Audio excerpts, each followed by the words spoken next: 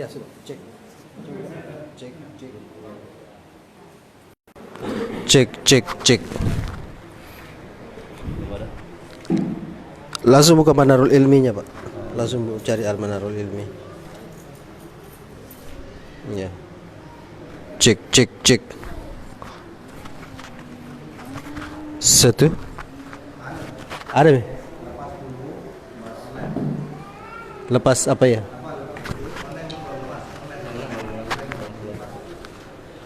Tunggu dengar dulu.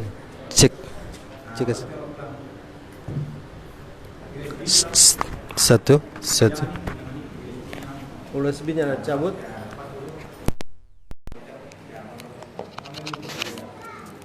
Sudah online ini? Iya.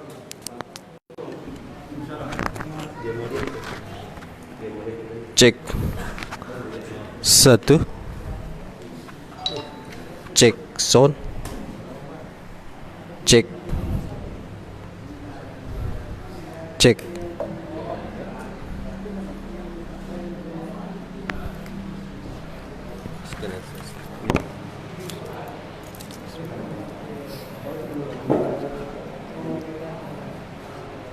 Ada di bagasi.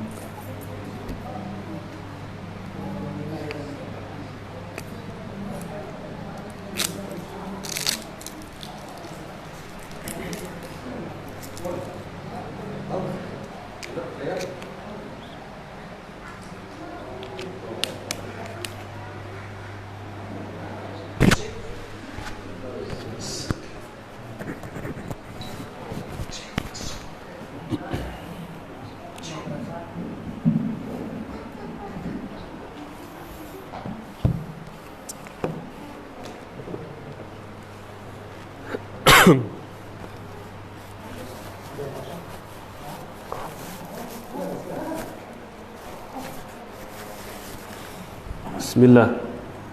Innal hamdalillah nahmaduhu wa nasta'inuhu wa nastaghfiruh wa na'udzu billahi min syururi anfusina wa min sayyiati a'malina may yahdihillahu fala mudhillalah wa may yudlil fala hadiyalah. Asyhadu an la ilaha illallah wahdahu la syarikalah wa asyhadu anna Muhammadan abduhu wa rasuluhu amma ba'd. Qala Allah ta'ala fi kitabihil karim, ya ayyuhalladzina amanu taqullaha haqqa tuqatih wa la tamutunna illa wa antum muslimun. يا أيها الناس اتقوا ربكم الذي خلقكم من نفس واحدة وخلق منها زوجها وبث منهما رجالا كثيرا ونساء واتقوا الله الذي تساءلون به والأرحام إن الله كان عليكم رقيبا. يا أيها الذين آمنوا اتقوا الله وقولوا قولا سديدا يصلح لكم أعمالكم ويغفر لكم ذنوبكم ومن يطع الله ورسوله فقد فاز فوزا عظيما. أما بعد فإن أصدق الحديث كتاب الله وخير الهدي هدي محمد صلى الله عليه وعلى آله وسلم وشر الأمور محدثاتها فإن كل محدثة بدعة وكل بدعة ضلالة وكل ضلالة في النار. Ma'asyiral muslimin wal muslimat, bapak-bapak, ibu-ibu, jamaah Salat maghrib musola as-sabiq yang semoga senantiasa dirahmati oleh Allah subhanahu wa ta'ala.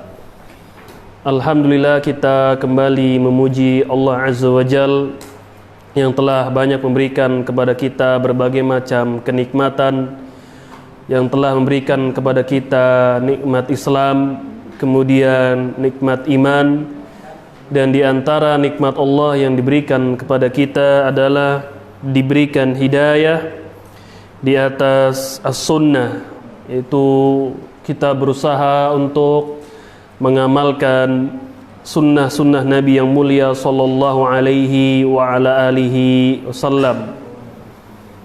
Ikhwan sekalian, pada hari ini atau pada malam hari ini kita akan kembali melanjutkan insyaallah taala yaitu pelajaran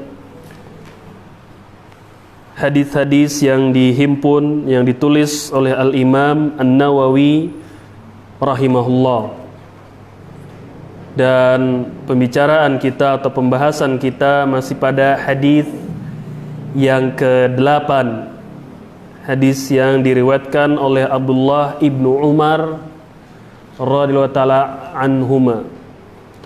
Pada pekan yang lalu kita membacakan syarah atau keterangan dari Syekh Abdul Muhsin Al-Abbad hafizahullahu taala, yaitu ketika beliau mensyarah kitab Al-Arba'in An-Nawawiyah. Buku beliau berjudul Fathul Qawiyil Matin fi Syarhi Al-Arba'in wa Tatimmatu Al-Khamsin. Pada pertemuan yang lalu, yaitu masih di hadis yang ke-8, hadis dari Abdullah ibnu Umar, semoga Allah Azza wa Jal meridhoinya, dan juga ayahnya yaitu Umar ibn Khattab. Pada pertemuan yang lalu dijelaskan di situ oleh beliau tentang kejadian yang terjadi ketika atau setelah Nabi SAW meninggal dunia. Tidak berapa lama adanya orang-orang yang menolak untuk membayar zakat, dan juga adanya beberapa kaum yang murtad dari kalangan bangsa Arab dan tidak mau lagi membayar zakat. Kemudian oleh khalifah ketika itu, Khalifah Ar-Rashidah Abu Bakar As-Siddiqul Akbar radhiyallahu anhu, bertekad akan memerangi orang-orang yang enggan membayar zakat tersebut. Kenapa? Karena Abu Bakar, beliau memandang bahwasanya termasuk hak di dalam Islam adalah hendaknya seseorang membayar zakat, yang zakat merupakan hak yang berkaitan dengan harta. Dari sinilah Abu Bakar As-Siddiq radhiyallahu taala anhu bertekad akan memerangi orang-orang yang enggan membayar zakat.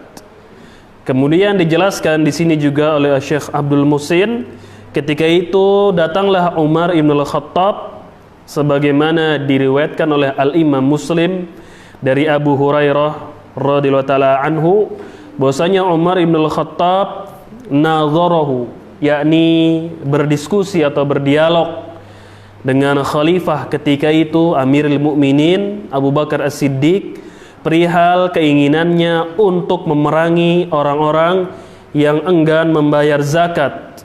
Kenapa? Karena Umar ibn Al-Khattab, beliau menghafal hadis bahwasanya Nabi yang mulia sallallahu alaihi wasallam, beliau bersabda, umirtu an uqatilan nasa hatta yaqulu la ilaha illallah, faman qala la ilaha illallah faqad asama minni malahu wa nafsahu illa bihaqqihi wa hisabuhum 'ala Allah ta'ala.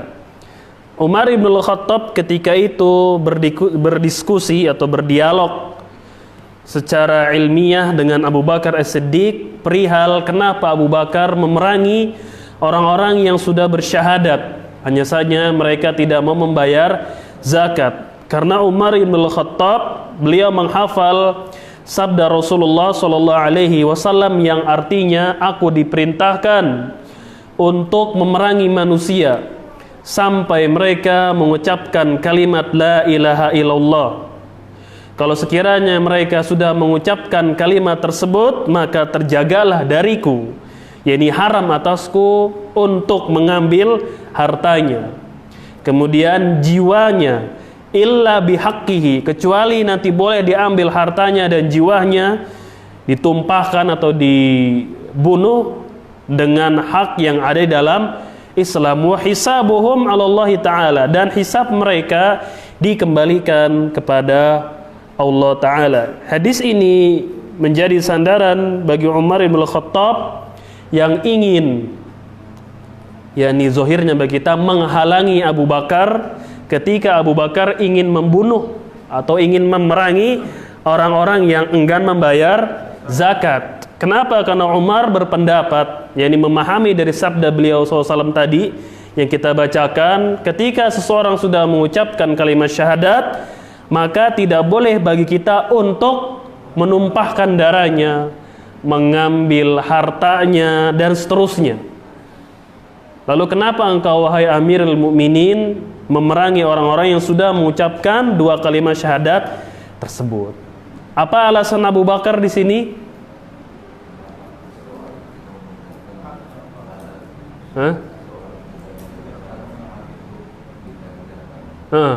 Ketika seseorang bersyahadat, maka wajib baginya membayar zakat.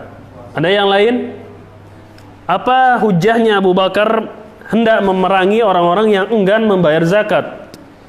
Abu Bakar berpendapat termasuk hak syahadatain, dua kalimat syahadat, hendaknya seseorang membayar zakat. Ketika dia tidak membayar zakat, maka wajib bagi kita untuk memerangi mereka. Itulah motivasi dari Abu Bakar As-Siddiq yang ingin, yakni memerangi orang-orang yang enggan membayar zakat. Dan yang ajibnya bagi kita, keduanya yaitu Abu Bakar dan Umar menghafal hadis yang sama-sama mereka bawakan.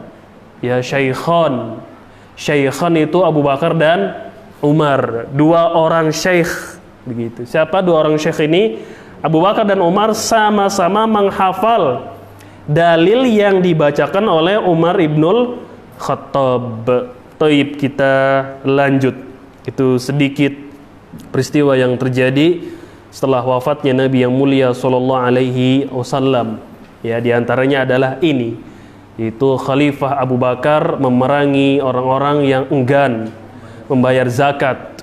Dan juga termasuk peristiwa yang terjadi setelah beliau SAW meninggal, yaitu Abu Bakar As-Siddiq memerangi Musailamah Al-Kazzab ketika itu yang mengaku menjadi nabi palsu.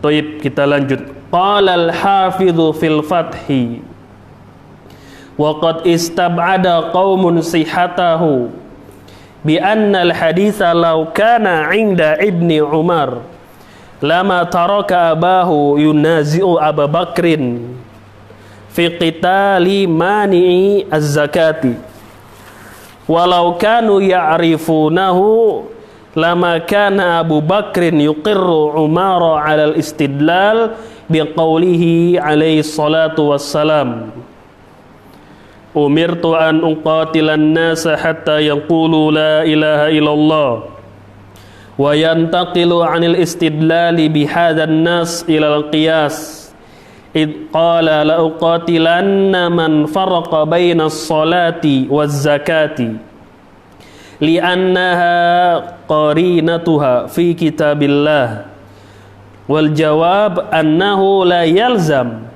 min kaunil hadithil madhkuri inda ibni Umar ay yakuna istihdaruhu fi tilkal halati walau kana mustahdiran lahu faqad yahtamilu alla yakuna hadaral munadharata al madhkurata wala yamtani'u ay yakuna dhikrahu lahuma ba'da walam yastadilla Abu Bakrin fi qitali mani'iz zakati bil qiyasi faqat bal akhadahu aidan min qawlihi alaihi salatu wassalam fil hadith alladhi rawahu illa bihaqqil islam qala Abu Bakrin waz zakatu haqqul islam walam yanfarid ibnu Umar bil hadithil madhkur bal rawahu Abu Hurairah aidan bi ziyadatis salati waz zakati fihi kama sayatil kalamu alaihi insyaallah ta'ala fi kitabiz zakati wa fil qissati dalilun ala anna sunnata qad tukhfi ala ba'di akabir sahabati wa yattala'u 'alaiha ahaduhum walihada la yultafatu ilal ara'i walau qawiyat ma'a wujudi sunnatin tukhalifuha wala yuqalu kaifa khufiya dha 'ala fulan wallahul muwaffiq. Baik, dibaca terjemahnya. Berkata Al-Hafidz Ibnu Hajar Al-Asqalani di dalam kitabnya Fathul Bari. Baca, Bang. Saantum.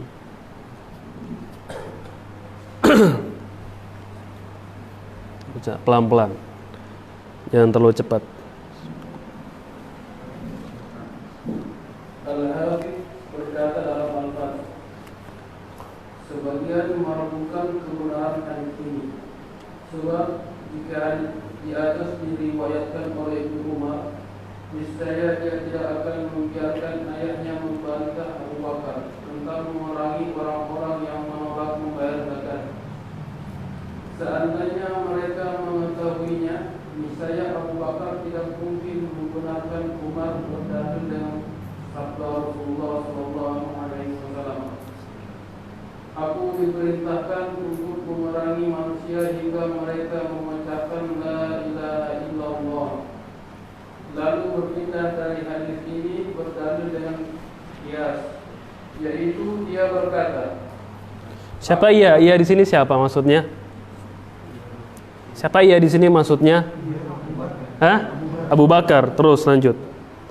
Aku pasti akan memerangi orang yang membedakan antara salat dan zakat, sebab keduanya bergandengan dalam Al-Quran. Jawaban atas hal ini adalah bukanlah sebuah keharusan jika hadis ini diriwayatkan oleh Ibnu Umar, lalu dia mengingatnya di waktu itu. Jika dia mengingatnya, bisa jadi pula dia tidak ada di saat kejadian. Tidak menutup kemungkinan pula jika dia mengingatkan mereka dengan hadis itu setelah itu. Dan Abu Bakar tidaklah berdalil dengan qiyas saja. Sebaliknya dia juga mengambil dari sabda Rasulullah SAW yang diriwayatkan, yaitu kecuali dengan hak Islam. Abu Bakar berkata, zakat adalah hak Islam. Ibnu Umar tidaklah sendiri dalam meriwayatkan hadis di atas, namun diriwayatkan pula oleh Abu Hurairah dengan tambahan salat dan zakat di dalamnya, sebagaimana akan dijelaskan nanti insyaallah ta'ala pada kitab zakat. Dan kisah ini mengandung dalil bahwa sebuah hadis terkadang tidak diketahui oleh para sahabat senior dan diketahui oleh selain mereka. Karena itulah segala pendapat tidak dianggap meskipun kuat jika hadis di atas yang menyelesaikannya. Tidak bisa dikatakan bagaimana bisa hal itu tidak diketahui fulan. Allahumma muwaffiq. Iya, baik. Jazakallahu khairan. Baik, di sini disebutkan oleh Al-Hafidz Ibnu Hajar Al-Asqalani dalam kitab beliau Fathul Bari. Beliau mengatakan waqad istab'ada qaumun sihhatahu. Sungguh telah ada orang-orang yang mengingkari kesahihan hadis ini. Ya, sungguh kata Al-Hafidz Ibnu Hajar, ada orang yang meragukan atau menolak kevalitan hadis ini. Hadis ini yang dimaksud adalah hadis Ibnu Umar yang sedang kita bahas, hadis yang nomor ke-8 di dalam kitab Al-Arba'in An-Nawawiyah. Sungguh kata Ibnu Hajar, ada orang yang mengingkari kesahihan hadis ini, meragukan kesahihan hadis ini. Apa alasan mereka? Jelaskan di situ oleh Ibnu Hajar. Apa alasan mereka mengingkari kesahihan hadis ini? Apa alasan mereka yang mengingkari hadis ini? Kesahihannya, bismillah.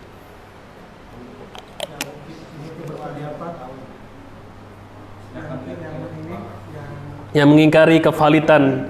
Mereka berpendapat bahwasanya mana mungkin beberapa orang sedih tidak mengerti tentang itu. Mana mungkin sahabat senior tidak mengerti tentang itu. Taib. Ada yang lain pertanyaannya diulang. Apa alasan kan dijelaskan oleh Al-Hafidz Ibnu Hajar dalam kitab beliau Fathul Bari. Beliau mengatakan waqad ada qaumun, sungguh ada sebuah kaum, yakni golongan, sihatahu mengingkari kevalitan, kesohihan hadis ini, yaitu hadis Ibnu Umar. Jadi ada orang-orang yang mengingkari kesohihan hadis ini loh, nomor 8 itu diingkari. Mereka tidak menganggap adanya hadis ini. Paham kan? Nah, apa alasan mereka? Karena hadis ini diriwayatkan oleh Ibnu Umar, yang anaknya dari babaknya Umar. Jadi tidak mungkin seorang anak mengetahui akan membiarkan bapaknya membantah Abu Bakar. Toyib, dijelaskan betul. Ya, jazakallahu khairan. Mereka mengatakan hadis ini mereka ragukan kesohihannya. Kalau hadis ini betul-betul ada, ya kan ini kan Ibnu Umar. Ibnu Umar itu kan anaknya dari Umar. Anaknya Umar. Kalau hadis ini ada, kenapa Ibnu Umar diam saja ketika bapaknya yaitu Umar membantah khalifah ketika itu? Paham nggak? Mereka mengingkarinya kesohihan hadis ini, ya bukan dari jalur riwayatnya, bukan dari jalur yakni di riwayat hadisnya, bukan, tapi mereka hanya beralasan kalau hadis ini sahih atau ada hadis ini, kenapa Ibnu Umar namanya Abdullah tidak mengingkari ayahnya ketika membantah Abu Bakar As-Siddiq ketika Abu Bakar ingin berniat memerangi orang-orang yang menentang zakat. Faham nggak? Harusnya kalau hadis ini betul-betul ada, ini maunya mereka, Ibnu Umar akan berbicara kepada ayahnya, wahai ayah, betul apa yang ingin dilakukan oleh khalifah kita, Amirul Mukminin kita, betul. Mereka ingin khalifah ingin memerangi orang yang enggan membayar zakat. Kenapa? Karena saya menghafal dari Nabi SAW hadis ke-8 ini. Itu Nabi bersabda, aku diperintahkan untuk memerangi manusia sampai mereka mengucapkan 2 kalimat syahadat, kemudian menunaikan zakat. Jadi faham alasannya kenapa mereka mengingkari kesohihan hadis ini? Alasannya adalah kalau hadis ini ada, pastinya Ibnu Umar tidak akan membiarkan ayahnya sampai yakni membantah, ya, bertanya, berdialog kepada Abu Bakar perihal Abu Bakar ingin memerangi orang yang ingin membayar zakat. Ya, orang yang tidak ingin membayar zakat. Pasti Ibnu Umar akan ngomong. Ya, pasti Ibnu Umar akan berkata, wahai ayah, betul khalifah itu pendapat yang ingin memerangi orang yang enggan membayar zakat karena saya menghafal hadis dari Nabi SAW. Tapi kok Ibnu Umar nggak ngomong seperti itu, berarti diragukan kesohihannya menurut mereka itu, menurut kaum yang disebut oleh Ibnu Hajar. Paham nggak? Ngerti ya yang ingin dijelaskan oleh Ibnu Hajar di sini? Ada orang yang mengingkari kesohihan hadis ini, hadis Ibnu Umar ini nomor 8. Kenapa? Alasannya karena kalau hadis ini ada, pasti Ibnu Umar, yaitu anaknya Umar, akan bicara kepada ayahnya, ayah ini saya menghafal hadis demikian, dibacakan oleh beliau. Tapi kenapa Ibnu Umar tidak menyampaikan hadis ini kepada ayahnya? Berarti hadis ini tidak ada maunya siapa? Kaum ini. Karena memang Ibnu Umar di kasus yang lain kan diriwayatkan oleh Al-Imam Al-Bukhari juga dalam Kitabul Ilmi, ketika Nabi SAW mengatakan ada satu pohon yang menyerupai seorang mukmin. Ya kan? Pernah dengar nggak? Ada satu pohon, kata Nabi SAW, yang menyerupai, permisalan itu seperti seorang mukmin. Para sahabat ketika itu diam aja. Ada Abu Bakar di situ, senior. ada Umar Ibnul Khattab dan para sahabat yang lain. Nabi SAW hanya berbicara demikian. Ada satu pohon. Ini kan menarik. Ini metode di dalam mengajar. Ada satu pohon yang permisalannya itu seperti seorang mukmin. Antum yang mendengar sabda beliau ini, apa yang terbesit dalam pikiran antum? Penasaran. Ini kan metode di dalam mengajar. Jadi yakni para sahabat penasaran apa sih pohon itu? Ya? Pohon apa itu? Ini metode di dalam mengajar. Di antara metode yang dilakukan oleh beliau sallallahu alaihi wasallam, yakni seorang guru harus mengerti bagaimana metodenya Nabi sallallahu alaihi wasallam ketika mengajar. Banyak metode yang dijelaskan oleh yakni ulama kita, di antara ulama kontemporer, saya lupa judul bukunya itu dalam bahasa Arab. Ada itu cara Nabi SAW di dalam mengajar. Ada beberapa cara atau beberapa metode. Ada sebuah pohon, ini bikin penasaran, yang permisalannya itu, perumpamaannya itu seperti seorang mukmin. Pohon kan banyak. Apalagi kalau di Indonesia pohon banyak. Tapi ketika itu para sahabat diam semuanya, nggak bisa menjawab itu pohon apa. Apa itu pohon? Di situ ada Abu Bakar, di situ ada siapa? Ada Umar Ibnul Khattab. Ini sahabat-sahabat senior. Di situ pula ada Ibnu Umar, ada Abdullah Ibnu Umar. Selesai majelis, pulang ke rumah. Ketika pulang ke rumah, Ibnu Umar menjawab, saya tahu padahal itu pohon yang dikatakan Nabi SAW seperti seorang mukmin, yaitu pohon kurma. Coba, kata Umar, coba tadi engkau menjawab di situ, saya akan berbangga karena memiliki anak seperti kamu. Ini Umar Abdullah anaknya Umar tahu dia pohon yang akan disebut Nabi adalah pohon kurma. Akhirnya betul Nabi SAW yakni menyebutkan pohon itu adalah pohon kurma. Permisalannya seperti seorang mukmin, yaitu bermanfaat. Lihat orang mukmin sejati. Ketika di rumah bermanfaat. Ketika berkumpul dengan saudara-saudaranya, dengan teman-temannya bermanfaat.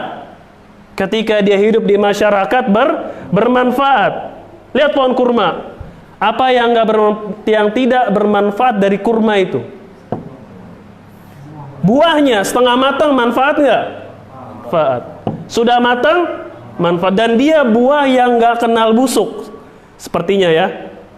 Nggak bisa, dia setahun kita taruh dari Ramadan kemarin sampai depan masih ya, masih kuat ya kan?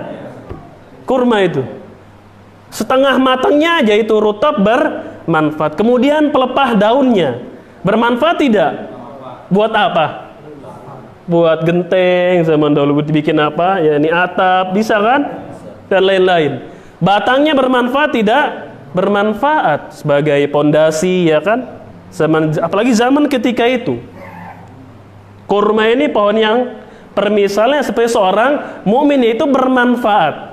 Nah, kenapa di kasus ini katanya mereka tuh Abdullah ini Ibnu Umar tidak berbicara, padahal di kasus yang lain yakni Abdullah atau Ibnu Umar mengatakan saya tahu pohon itu yang dimaksud oleh Nabi adalah pohon kurma. Coba kata Umar, seandainya engkau berbicara di majelis itu tadi, engkau menjawab, saya akan berbangga memiliki anak seperti engkau.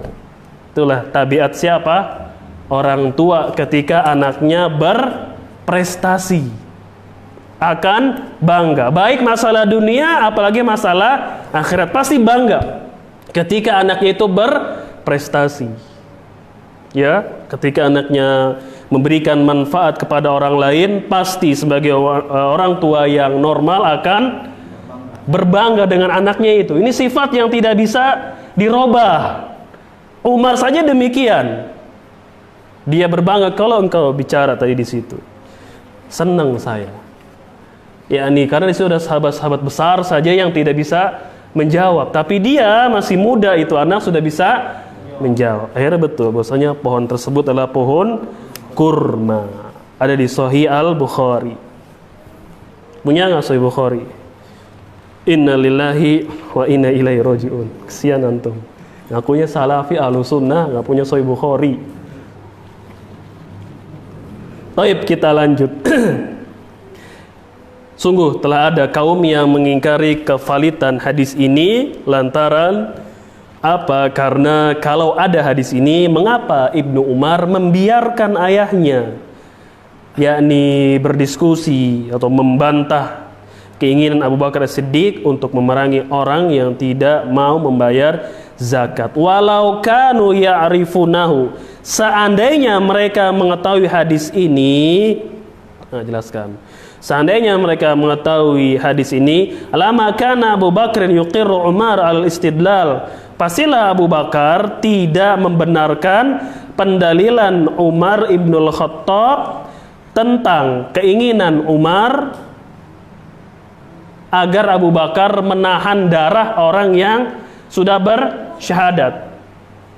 Yaitu Umar membawakan hadis umirtu an uqatilan nas, yang tadi sering kita bacakan, aku diperintahkan untuk memerangi manusia sampai mereka mengucapkan la ilaha illallah.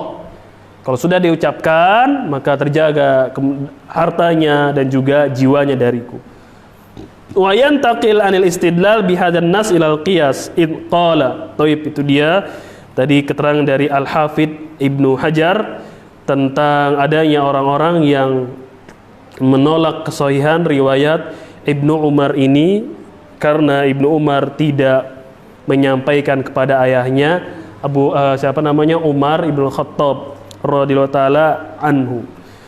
Kemudian Abu Bakar beliau mengatakan di sini, sungguh aku akan memerangi orang yang membedakan antara salat dengan zakat. Kenapa? Karena zakat itu disebutkan oleh Allah berulang-ulang bergandengan. Zakat selalu menyertai salat, selalu bergandengan dengan zakat. Maka Abu Bakar mengatakan, sungguh aku akan memerangi orang yang membedakan antara salat dengan zakat. Kenapa? Karena dua ini selalu digandengkan, dan termasuk hak dalam Islam menurut Abu Bakar adalah membayar zakat. Wal jawab, dijawab di sini. Ini adalah jawaban kepada orang yang mengingkari kesahihan hadis ini. Dijawab oleh Ibnu Hajar. Annahu la yalzam min kaunil haditsil madhkur inda Ibni Umar ayyakuna istihdaruhu fi tilkal hala. Dijawab syubhatnya. Pertama, ya, jawab oleh Ibnu Hajar, tidak melazimkan, tidak harus seseorang itu, di sini adalah Ibnu Umar, tidak mesti bagi Ibnu Umar mengingat hadis itu ketika terjadinya dialog antara ayahnya dengan Abu Bakar. yakni bisa jadi Ibnu Umar itu lupa, yakni tidak hadir dalam ingatannya ketika ayahnya Umar berdialog dengan Abu Bakar. Ini kemungkinan yang pertama, yakni tidak menutup kemungkinan Abdullah atau Ibnu Umar lupa, nggak hadir, tidak ada di ingatannya, sedang ini lupa dia. Tidak hadir dalam ingatannya ketika terjadinya dialog tersebut. Mungkin atau tidak? Mungkin, sangat mungkin.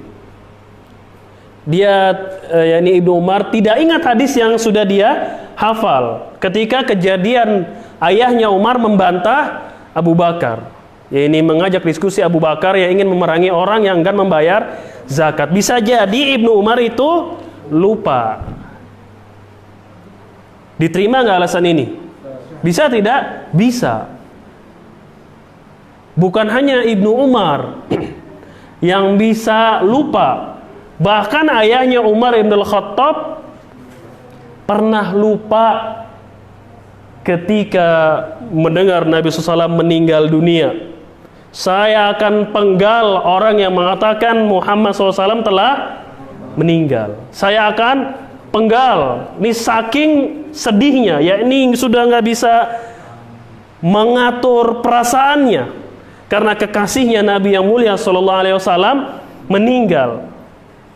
Bagaimana perasaannya ketika itu para sahabat untuk baca di sirah ketika yakni Nabi SAW meninggal dunia, semuanya kalut. Termasuk Umar ibn Khattab, termasuk juga sahabat-sahabat yang lain kalut.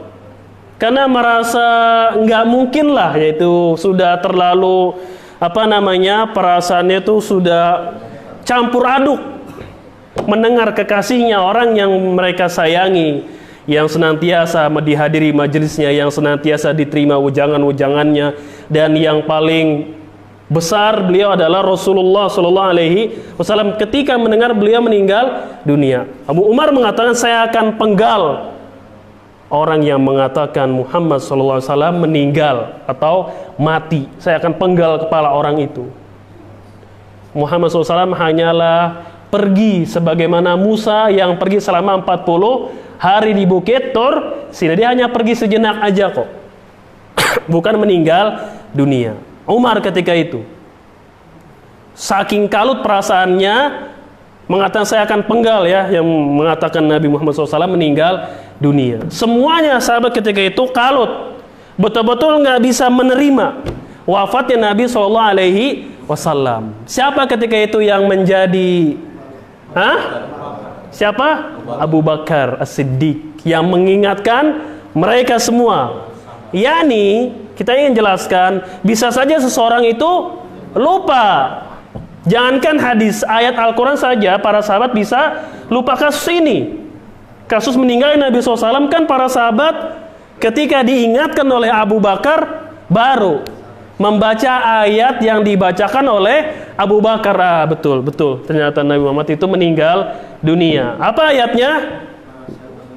Wa ma Muhammadun illa rasulun qad khalat min qablihi ar-rusulu. Tidaklah Muhammad itu adalah seorang rasul yang telah berlalu, rasul-rasul sebelum beliau sallallahu alaihi wasallam. Fa immata, kata Allah, apabila dia meninggal dunia, mati, apakah kalian akan kembali menjadi kufur? Apakah kalian kembali meninggalkan agama kalian? Dari sinilah disadarkan oleh siapa? Abu Bakar As-Siddiq yang berdiri di hadapan para sahabat. Semuanya berdiri.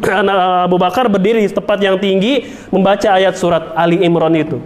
Wa ma Muhammadun illa rasulun qad khalat min qablihi rusul. Tidaklah Muhammad kecuali seorang rasul yang telah berlalu rasul-rasul sebelum beliau. Apabila dia mati, barulah ketika itu para sahabat membaca ayat yang dibaca oleh siapa? Abu Bakar. Umar mengatakan, sungguh, kata Ibnu Abbas, sungguh para sahabat ketika itu membaca ayat yang dibaca oleh Abu Bakar. Betul bahwasanya Nabi Muhammad SAW sudah meninggal.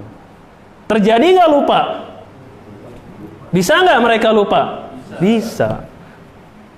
Makanya di sini dijawab oleh Al-Hafidh Ibnu Hajar, bisa saja atau tidak lazim bagi Ibnu Umar hadir hadis ini ketika melihat ayahnya membantah Abu Bakar. Kalau dia hadir di kejadian itu, kalau Abdullah atau Ibnu Umar menyaksikan kejadian tersebut, kalau dia menyaksikan kejadian tersebut, bisa saja dia lupa. Kemungkinan yang kedua, bisa jadi dia gak hadir.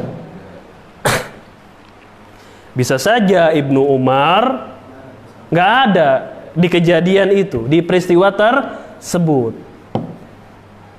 Ini ingin ditutup, ingin dibantah oleh Ibnu Hajar. Mereka yang mengatakan atau meragukan kesohihan hadis ini dengan alasan kenapa Ibnu Umar membiarkan ayahnya mendebat siapa? Abu Bakar. Dan kenapa Abu Bakar pun yakni melayani diskusinya Umar. Kalau Abu Bakar menghafal hadis ini juga akan dibawakan oleh Abu Bakar. Tapi kenapa Abu Bakar juga nggak membawakan hadis ini? Berarti maunya mereka hadis ini adalah nggak ada. atau minimal tidak sahih.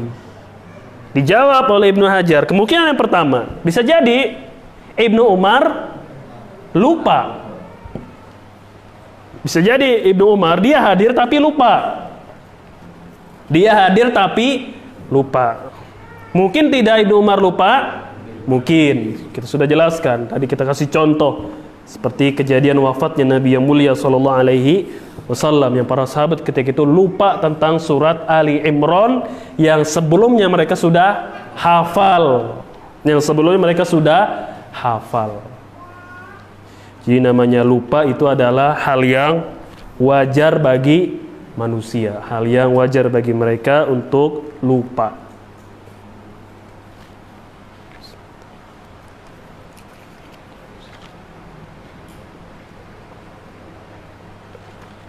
Kemungkinan yang kedua, bantahan yang kedua, walau kana mustahdiran lahu faqad yahtamilu alla yakuna hadaral munazarata al-madhkura. Ini yang kedua.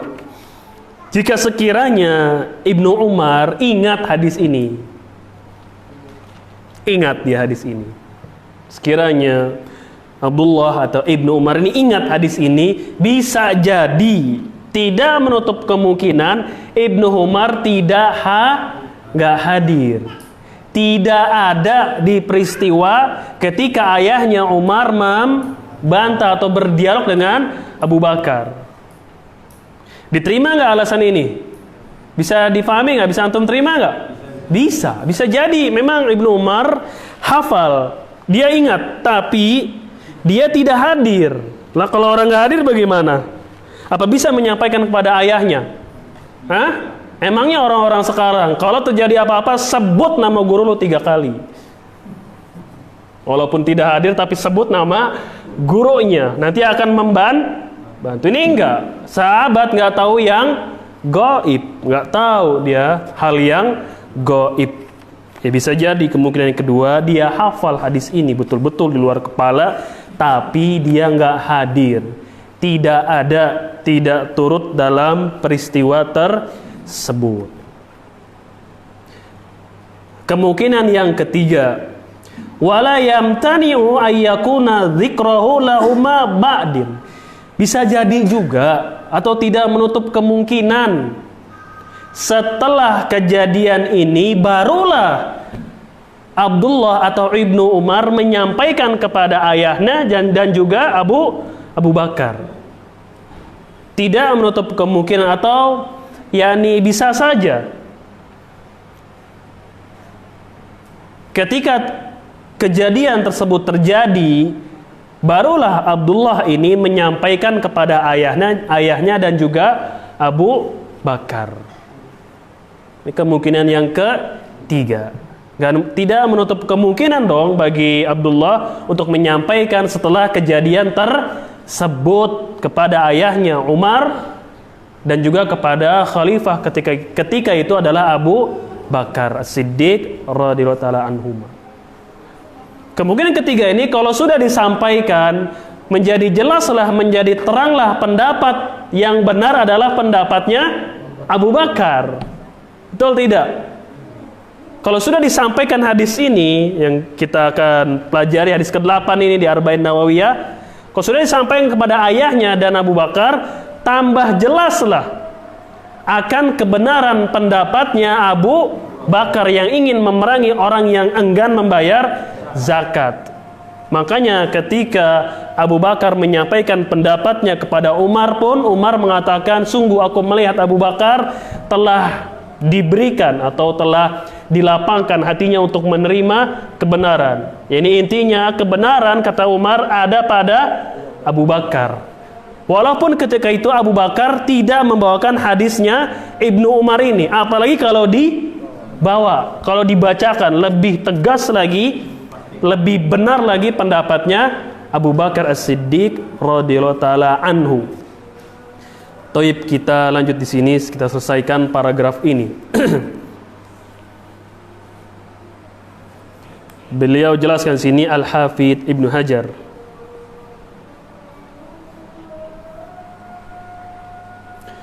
Dijelaskan oleh beliau, bal akhadhahu wa lam yastadilla Abu Bakrin fi qitali mani'iz zakati. Abu Bakar ketika ingin memerangi orang yang enggan membayar zakat, beliau tidak hanya berdalil dengan qiyas. Ya, Abu Bakar ketika ingin memerangi orang yang enggan membayar zakat, tidak hanya berdalil dengan qiyas. Tahu kan qiyas? Yaitu yakni analogi atau menyamakan satu hukum dengan hukum yang lain. Itu disebut dengan qiyas. Ini kan merupakan sumber hukum Islam yang ketiga setelah Al-Quran dan As-Sunnah adalah ketiga ijma, keempat baru qiyas. Abu Bakar di sini ketika ingin memerangi orang yang enggan membayar zakat, tidak hanya berdalil dengan qiyas. Kan qiyasnya Abu Bakar bagaimana? Bahwasanya zakat itu adalah hak harta. Ya kan? Zakat adalah hak harta. Dan hak ini masuk dalam hak Islam. Sebagaimana syahadat juga memiliki hak, zakat juga harta ini memiliki hak. Haknya adalah dibayar zakatnya. Dan kata dari sini kata Ibnu Hajar, bahwasanya Abu Bakar tidak hanya berdalil dengan qiyas, bahkan Abu Bakar juga berdalil dengan sabda Rasul sallallahu alaihi wasallam yang diriwayatkan oleh Umar itu, yang dibawakan oleh Umar. Ketika Umar ingin membantah Abu Bakar, ada kan di situ dalilnya yang dibawakan oleh Umar ibn Khattab ketika ingin yakni berdialog dengan Abu Bakar. Di situ ada di akhirnya bihaqil Islam. Coba antum lihat di halaman itu, halaman berapa itu? Balik Bang, untuk Bang Isal, balik sini. Nah itu yang tangan kiri antum tuh halaman berapa? Hah? Halaman 24 tuh para yang ada tulisan bahasa Arab. 74. Hah, terus. Untuk memerangi manusia hingga Hah. mereka mendapat la ilaha illallah. Hah. Siapa yang mendapat la ilaha illallah, maka darah dan hartanya mereka terlindungi dari kecuali dengan hak dan perhitungan mereka kepada Allah. Nah, cukup kecuali dengan hak Islam itu. Illa bihaqqil Islam, kecuali dengan hak di dalam Islam. Termasuk hak dalam Islam adalah hak harta. Hak harta itu dibayar zakatnya. Itu kan dikiaskan berarti. Karena di dalil itu nggak ada disebut zakat. Yang ada adalah boleh ditumpahkan kecuali dengan hak Islam itu. Kan nggak ada disebutkan zakat. Berarti asalnya Abu Bakar berdalil dengan qiyas. Asalnya Abu Bakar berdalil dengan qiyas. Dia mengkiaskan bahwasanya syahadat memiliki hak, kemudian termasuk hak dari syahadat juga hak harta dalam Islam dibayar zakatnya. Ketika hak syahadat dilanggar diperangi, hak harta dilanggar juga kita perangi. Itu dalilnya siapa? Abu Bakar, yang dalilnya sama-sama dibawakan juga oleh Umar. Ya, tidak hanya Abu Bakar berdalil dengan qiyas saja. Bahkan diambil juga dari sabda Nabi SAW dalam hadis yang diriwayatkan illa bihaqqil Islam. Qala Abu Bakar mengatakan wa zakatu haqqul Islam. Zakat itu adalah hak Islam. Walam yanfarid. Ibnu Umar dalam hadis ini enggak sendirian juga meriwayatkan. Ada hadis juga dari Abu Hurairah. Jadi enggak sendiri juga di sini Ibnu Umar dalam meriwayatkan teks hadis ini. Ada juga jalan lain dari Abu Hurairah radhiyallahu taala anhu. Taib, kita lanjut di sini perkataan Ibnu Hajar Al-Asqalani dalam kitab beliau Fathul Bari Syarah Sahih Al-Bukhari. Wa fil qissati dalilun ala anna sunnata qad tukhfi ala ba'di akabir as-sahabati wa yattala 'alaiha ahaduhum. Walihada la yultafatu ilal ara walau qawiyat ma wujudi sunnatin tukhalifuha wala yuqalu kaifa khufiya dha ala fulanin wallahul muwaffiq. Taib, di dalam kisah ini adanya dalil di dalam kisah ini, yaitu kisah ketika Abu Bakar As-Siddiq ingin disanggah atau diajak dialog oleh siapa? Umar bin Khattab. Dalam kisah ini adanya dalil, yaitu petunjuk bagi kita sekalian bahwasanya sunnah atau hadis atau riwayat atau sebuah ilmu qad tukhfi ala ba'di akabir sahabat, bisa saja tersembunyi, tidak diketahui oleh sahabat-sahabat senior. Ini pertanyaan Pak Arfah pekan yang lalu.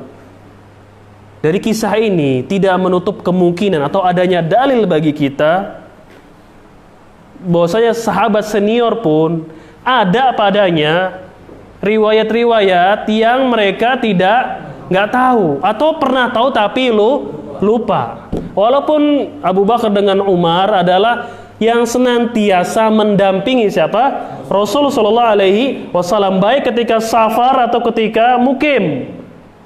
Ini Abu Bakar dengan Umar selalu menyertai Nabi yang mulia sallallahu alaihi wasallam. Makanya ketika Ali ibn Abi Thalib melihat Umar bin Khattab sudah sekarat, kata kita sudah terluka ketika ditusuk oleh siapa namanya? Abu Lu'lu'ah Al-Majusi di sholat subuh itu tusuk, yakni dengan pisau bermata dua. Kemudian di pisau itu dikasih yakni racun oleh Abu Lu'lu'ah ini. Yang sebelumnya Umar bin Khattab melihat Abu Lu'lu'ah sedang membuat pisau itu. Umar bin Khattab lagi lewat melihat Abu Lu'lu'ah lagi bikin pisau itu, lagi melihat nih si budak Majusi ini sedang membuat pisau. Akhirnya pisau itulah yang dipakai oleh Abu Lu'lu'ah untuk menusuk siapa? Umar ibn Khattab di sholat subuh. Dia, si pecundang ini, si pengecut ini datang ketika sholat subuh sudah mulai, yakni orang-orang sudah mulai sholat, dan dia datang ke masjid ketika sudah agak terlambat. Dia tahu sahabat itu sholatnya nggak ada yang dia rajin semua di awal berangkat, dia datang sudah akhir-akhir itu. Kalau orang mau nyolong sendal nih ya di masjid, nyolong motor, nyolong kotak amal, datangnya terlambat. Ketika orang sudah enak sedang sholat, sudah aman, udah sepi di belakang, baru dia datang, enak tuh ngambil sendal. Begitu kan pengecut. Ya Abu Lu'lu'ah begitu, dia masuk merangsek, sebelumnya pisaunya sudah dikasih racun kanan depan belakang. Dia merangsek ke depan, dari saf belakang sampai ke depan, dia goyangkanlah sejadi-jadinya pisau itu, merangsek barisan saf per saf sampai akhirnya menembus saf yang pertama. Makanya ada sekitar belasan sahabat, 7 kalau nggak saya salah, atau belasan sahabat terkena pisau itu, kena sabetan kan dari belakang nih, kebayangkan dia dari belakang, dia masuk merangsek dari belakang sampai ke depan. Setelah ditusuk, yakni lambungnya Umar bin Khattab bagaimana? Berlobang, yakni tembus ya, berlobang. Diminumkan susunya keluar dari lambungnya Umar ketika itu kan. Di riwayat Bukhari ini kan pernah kita bacakan dulu di rumah antum ya Pak ya, waktu At-Taqwa ada sesuatu ketika itu kita pindah ke rumah, akhirnya kita bacakan kisah yakni sebab wafatnya Umar Ibnul Khattab ketika itu, kita ambil dari kitab Syarah Aqidah At-Tahawiyah ketika itu oleh ditusuk itu sudah terburai keluar susu dari situ. Datang Ali ibnu Abi Thalib, dia ini menjenguk, wahai Umar, sudahlah engkau, amalan engkau ini sudah banyak. Betapa seringnya saya mendengar, lihat ini yang menjadi pelajaran kita yang mau kita bahas, tekankan di sini. Betapa seringnya saya mendengar Nabi SAW beliau bersabda, dakhaltu ana Abu Bakrin wa Umar, kharajtu ana Abu Bakrin wa Umar. Wahai Umar bin Khattab, kau ini sudah memiliki banyak keutamaan, gitu bahasa kitanya. Kata Ali ibn Abi Thalib, engkau sudah banyak berjasa dalam agama Islami, dan yang paling saya inginkan dari engkau adalah, dan gak bisa disusul oleh yang lainnya, kecuali siapa? Abu Bakar pastinya. Aku sering mendengar Nabi SAW beliau bersabda, dakhaltu ana Abu Bakrin wa Umar. Saya sering dengar Nabi SAW bersabda, aku masuk ke dalam sebuah tempat, ke dalam perkumpulan bersama Abu Bakar dan Umar. Saya sering mendengar Nabi bersabda, mendengar Nabi mengatakan, saya masuk bersama Abu Bakar dan Umar. Kharajtu ana Abu Bakar wa Umar. Saya keluar, kata Nabi SAW, bersama Abu Bakar dan Umar. Betapa dempetnya bahasa kita, akrabnya engkau, wahai Umar. Sampai sering saya mendengar Nabi bersabda, aku keluar, aku masuk ke sebuah tempat bersama Abu Bakar dan engkau, yaitu siapa? Umar. Cemburu nggak sahabat dengar begitu? Cemburu. Emangnya kita saya sering masuk bersama.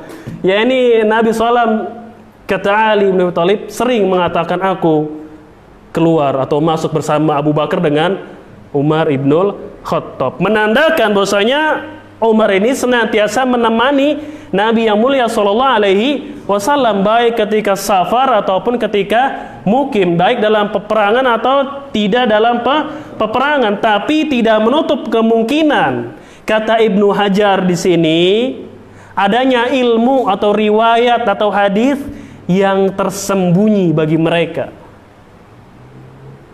Adanya riwayat atau sebuah ilmu yang sahabat besar ini tidak tahu. Apalagi orang-orang yang jauh di bawah sahabat, seperti para tabi'in, atba'ut tabi'in, a'immatul arba'ah, imam-imam kita yang 4, bisa lebih mungkin lagi tersembunyi baginya sebuah hadis, yaitu tidak berpendapat atau pendapatnya menyelisihi hadis. Mungkin atau tidak? Mungkin. Yani para imam kita, imam-imam mazhab diantaranya, ada pendapatnya yang bertentangan, bertolak belakang dengan hadis. Mungkin atau tidak? Mungkin. Tapi boleh nggak kita nyela dia? Nah, nggak boleh. Inilah yang saya katakan pekan yang lalu, yang diinginkan oleh Syekhul Islam Ibnu Taimiyah dalam kitab beliau Raf'ul Malam an A'immatil A'lam, mengangkat celaan dari para ulama, menutup pintu dari orang-orang awam mengatakan kenapa Imam Fulan pendapatnya bertentangan dengan hadis. Dijelaskan oleh Syekhul Islam Ibnu Taimiyah sebab-sebab kenapa ulama itu berpendapat tidak sesuai dengan dalil. Menutup pintu dari orang-orang awam ini yang fi qulubihim marad, apalagi yang di hatinya ada penyakit, nanti mengatakan kenapa Imam Fulan itu kok pendapatnya nyeleneh ya, bertentangan dengan ini dengan itu. Kita katakan mereka manusia, bisa benar bisa salah. Namun ketika mereka salah, pendapatnya boleh kita bantah, boleh, tapi nggak boleh bagi kita untuk mencela para ulama itu. Mereka sudah berusaha, berjuang, berijtihad sesuai dengan keilmuan yang mereka miliki. Kebaikan mereka lebih banyak daripada kesalahannya. Kesalahannya tidak boleh kita ikuti dan boleh kita sanggah, boleh. Tapi orangnya nggak boleh kita cela, kita hina dia. Ini adab kita terhadap guru juga demikian. Guru kita bisa salah nggak? Bisa. Tapi ketika dia salah, nggak boleh kita cela dia, kita caci dia, kita jauhi dia, nggak boleh. Apalagi kalau kesalahan-kesalahan yang ranahnya ranah pribadi, bukan ranah dalam permasalahan agama, pribadi manusia. Di mana di sini ustadz yang selamat dari perbuatan dosa? Ada nggak? Nggak ada. Kalau menjadi syarat mengambil ilmu dari ustadz yang nggak punya dosa, udah nggak ada lagi zamannya belajar berarti. Karena cuma satu orang yang tidak selamat dari perbuatan dosa, yaitu siapa? Rasul yang mulia sallallahu alaihi wasallam. Kalau kita lihat ada guru kita memiliki pribadinya tersalah, kita tutupi apa? Aibnya. Ini perintah Nabi, man satara musliman satarahullahu yaumal qiyamah. Siapa yang menutup aib seorang muslim, Allah akan tutup aibnya nanti di hari kiamat. Kecuali kesalahannya dalam permasalahan agama, membahayakan orang lain, mengajarkan kebid'ahan, mengajarkan penyimpangan-penyimpangan, baru boleh kita peringatkan orang tersebut kepada umat kaum muslimin. Nih bahaya orang tersebut mengajarkan ini dan itu. Kalau pribadi mereka tutup.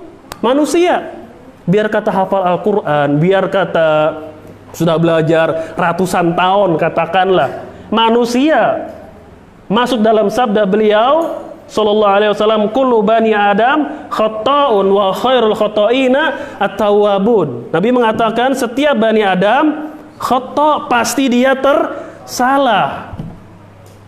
Walaupun sudah ngaji tauhid, mempelajari tentang akidah yang benar, bisa salah nggak?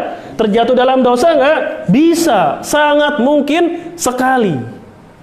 Maka Nabi mengatakan setiap bani Adam khata', orang yang bisa berbuat kesalahan, terjatuh kepada kesalahan. Sebaik-baik orang yang berbuat salah adalah yang bertaubat. Begitu juga para ulama bisa salah. Dalam pendapatnya nggak boleh kita cela mereka. Wah, ini imam ini ahli ra'yu, selalu berpendapat dengan akalnya semata.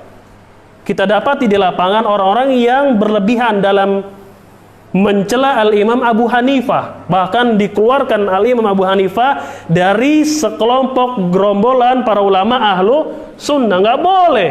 Al-Imam Abu Hanifah Nu'man bin Sabit, beliau adalah imam kaum muslimin. Ketika pendapatnya tersalah, kita bantah, boleh, kurang tepat beliau dalam bab ini hujahnya. Tapi orangnya kita doakan dia ampunan, kita hormati.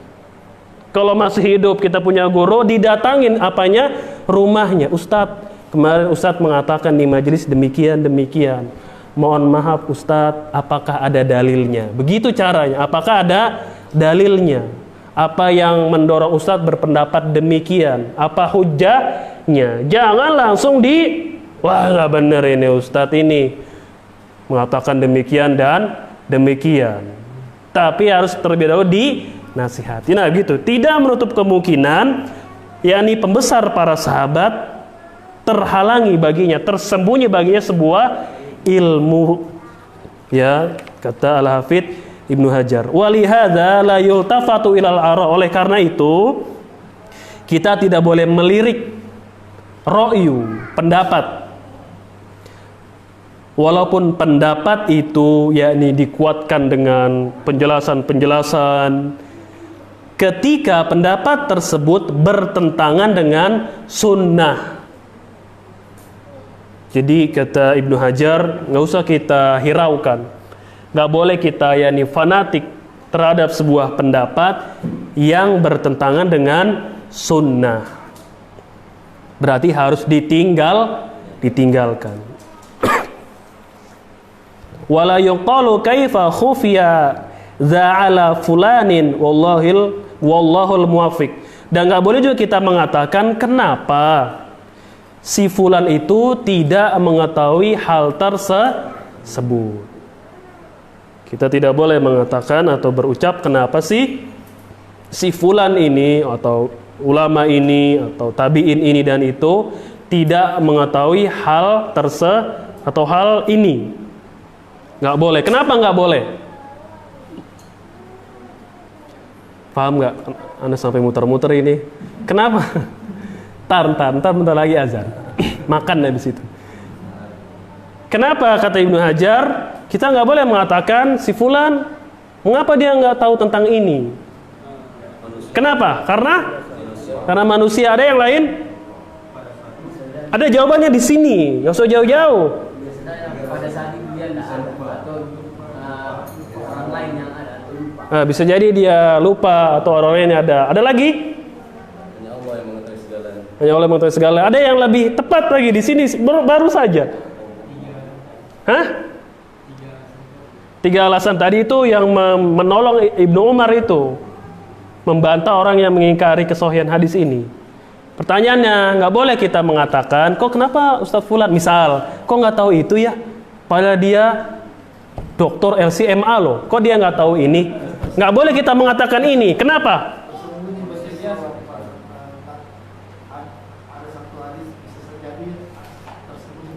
Ya, ada satu hadis bisa saja tersembunyi baginya. Ya, betul.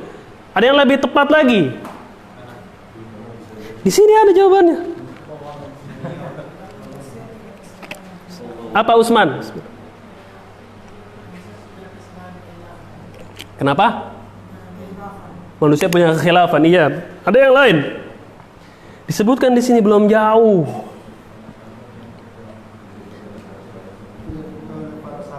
Kalau sahabat senior saja, antum kasih stabilo itu. Kalau sahabat senior saja bisa tersembunyi sebuah sunnah, sebuah hadis, sebuah riwayat, sebuah ilmu, apalagi yang selain sahabat. Itu kan jawaban yang paling telak. Nggak usah kemana-mana, ada di buku tersebut, baru saja kita terangkan, kita baca. Ibnu Hajar mengatakan nggak boleh kalau begitu bagi kita untuk mengatakan, kok Ustadz Fulan nggak tahu ini ya, nggak ngerti masalah ini ya, kok nggak tahu hadis ini ya, padahal anak-anak sanawiyah hafal hadis ini, ya kan? Nggak boleh kata Ibnu Hajar kita ngomong begitu. Kenapa? Pertama, berarti yang ia inginkan memaksumkan ustadznya. Ya, yang ia inginkan ustadznya adalah segalanya, berarti nggak mungkin ustadz saya nggak tahu ini loh, sekolahnya di luar negeri, ya kan? Ustadz yang satu cuma dalam negeri, misal. Nggak boleh kita mengatakan demikian. Kenapa? Tadi pertama apa? Dia ingin ustadznya itu yang paling perfect, paling sempurna. Karena sudah saking fanatisnya, saking saking cinta pada ustadz itu sampai taklid buta. Masa ustadz saya nggak tahu gitu. Yang kedua adalah kalau sahabat senior nih, jangan main-main, senior, betul-betul sahabat senior saja bisa nggak tahu, tersembunyi baginya sebuah sunnah atau beberapa buah riwayat, apalagi yang selain beliau. Ya, wallahu a'lam. Faham? Ya, bawa stabilo. Jangan tip X ente bawa, tapi stabilo. Jangan di tip X, nggak kelihatan. Pakai stabilo itu yang penekanan pentingnya. Yakni agar di rumah bisa diulang kembali pelajarannya. Agar di rumah bisa diulang kembali pelajarannya dan apa saja yang ditekankan. Ya, stabilo juga jangan beli yang warna hitam. Oh iya, pada pertanyaan silakan.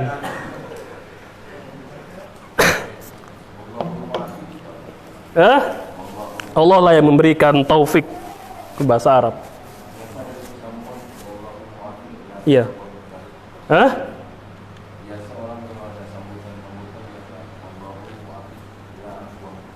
Iya, semoga Allah memberikan taufik kepada kita semuanya. Ke dalam apa? Ila apa?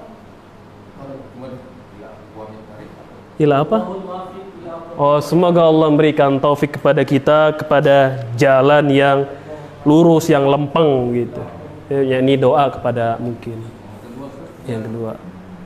Kias itu ada kitabnya. Ada. Kias. Iya, kias dia merupakan dalil pada beberapa keadaan. Kenapa? Kias ada buku khusus yang membahas kias di buku-buku usul dan qawaid fikih ada. Dan kias kata Imam Syafi'i dia digunakan pada saat-saat tertentu. Tidak setiap permasalahan bisa kita kiaskan. Seperti tidak ada dalil-dalil yang tegas dari Al-Quran, dari As-Sunnah, dari ijma'nya para sahabat, nanti baru boleh ada kias. Dia itu berguna kias dengan syarat dan ketentuan berlaku. Ya, ada syarat dan ketentuan berlaku kias tersebut. Ya, dijelaskan juga oleh Al-Imam Asy-Syafi'i dalam kitab beliau Ar-Risalah, judulnya Ar-Risalah. Itu sudah diterjemahkan. Buku beliau judulnya Ar-Risalah, itu adalah buku pertama yang menerangkan disiplin usul fikih, kemudian disiplin usul tafsir, kemudian disiplin mustalah al-hadis. Itu buku pertama yang merangkum disiplin ilmu usul fikih, kemudian usul tafsir. Ya, buku dengan judul Ar-Risalah, ya, dengan dorongan dari Al-Imam Al-Humaidi. Al-Imam Al-Humaidi lah yang mendorong Al-Imam Syafi'i untuk menulis buku tersebut. Ya, Allahu a'lam. Yang lain? Ya, Pak. Banyak orang yang karena kias kan mengambil suatu contoh kan, dikiaskan di suatu peristiwa yang sudah datang. Ya. Tapi banyak yang menimbulkan, mereka mengatakan menimbulkan perbedaan seperti guru masalah guru. Khilaf itu bagaimana? Sehingga bahwa khilaf antum punya kiaskan artinya lain atau ini kita begini pasal ini begini. Iya, qiyas tadi kita jerangkan dia dipakai ketika tidak ada diantaranya dalil-dalil yang tegas. Itu baru nanti bisa qiyas dipakai. Adapun perbedaan mazhab atau ulama satu dengan ulama yang lainnya, ketika terjadi perselisihan kita mengatakan mazhab saya demikian, mazhab saya demikian, maka tidak dibenarkan ketika seseorang berdalil dengan adanya khilaf di kalangan para ulama. Maka harus dilihat dulu khilafnya itu khilaf yang muktabar, khilaf yang dianggap atau tidak. Karena kalau setiap khilaf bisa dijadikan dalil, setiap terjadi sesuatu, ini kan ada khilaf, jadi boleh dong. Ini kan ada khilaf, jadi bolehlah. Kalau setiap khilaf boleh dijadikan dalil, apa artinya khilaf kita dengan orang-orang Nasrani? Berarti khilaf kita dengan Nasrani hanya berupa khilaf saja. Padahal itu khilaf yang tidak dianggap jelas Islam yang benar. Jadi tidak boleh berdalil dengan adanya khilaf ketika terjadi perselisihan. Boleh kita mengatakan ada khilaf kecuali ketika khilaf tersebut khilaf yang muktabar. Muktabar itu dianggap. Khilaf muktabar itu dianggap, memang khilaf ini dianggap oleh para ulama memang terjadi perselisihan di sini. Silahkan kalian pilih A atau B karena dua-duanya bersumber dari sunnah gitu.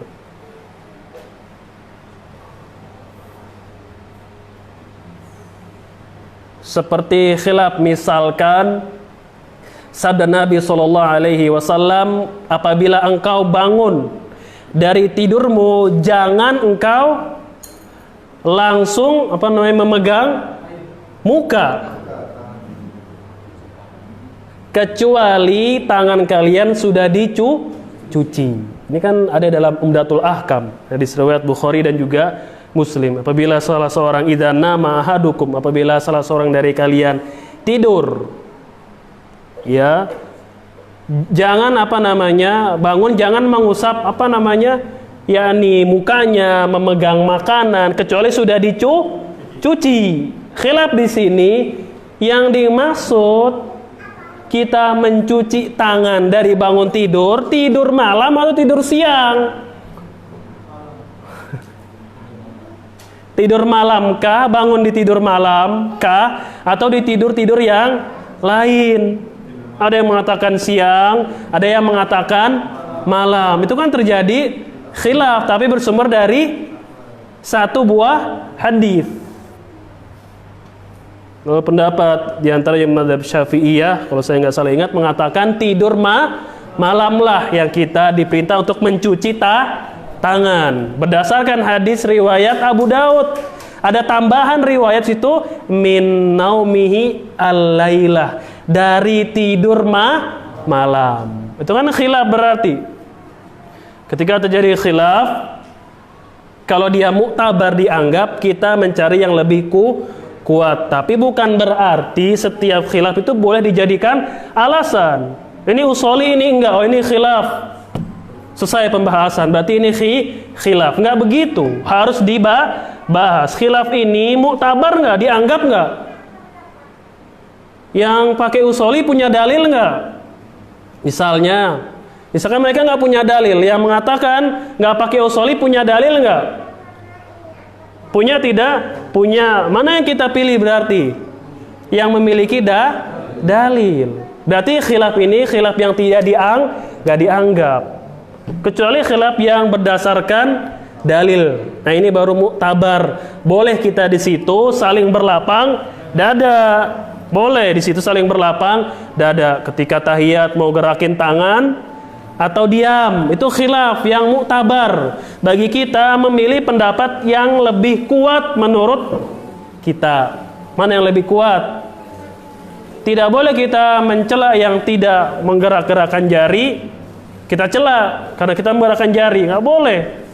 Tidak boleh juga yang diam mencela yang menggerak-gerakkan jari, nggak boleh karena ini khilaf yang muktabar dianggap. Jadi begitu. Kalau ada perselisihan yang nggak dianggap ya sudah, berarti tidak bisa dijadikan dalil. Ya Allahu a'lam.